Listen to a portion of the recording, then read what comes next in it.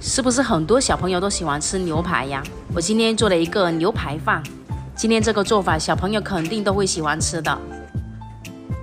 今天买的是整条吊龙中间的部分，这块牛肉是非常嫩的，再给它切成1厘米厚的片，用这种小锤子把肉给它双面都敲松散了，给它装密封袋里面去腌，这样腌会更均匀。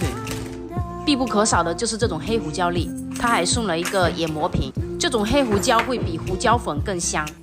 再加3勺生抽，2勺蚝油，半勺白糖，再加入洋葱、蒜头，2勺地瓜粉，2勺食用油。你看放在密封袋里面去腌，腌的又均匀，而且又不脏手。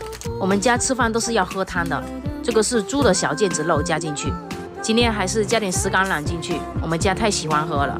加入热水，隔水炖1个小时。煎牛排的时候一定要用铁锅，给锅烧得热热的下锅煎，温度够高，牛排才不会出水，煎起来才会嫩嫩的。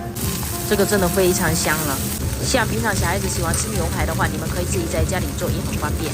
多做一点放在冰箱里面。再调一个黑椒汁，这种带研磨的黑胡椒才有黑胡椒的味道。每个调料的配比我都打在屏幕上了。跟着这样做的黑椒汁基本上跟店里是相似的。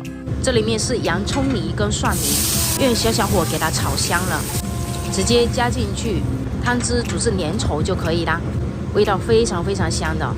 把做好的牛排切成小块一点点，刚刚炒好的黑椒汁淋上去，真的非常好吃啊！汤也煮好了，加点盐巴调味，简简单单的一份小套餐。我女儿中午这一份她是全部都吃完了，快给你们家孩子做起来吧！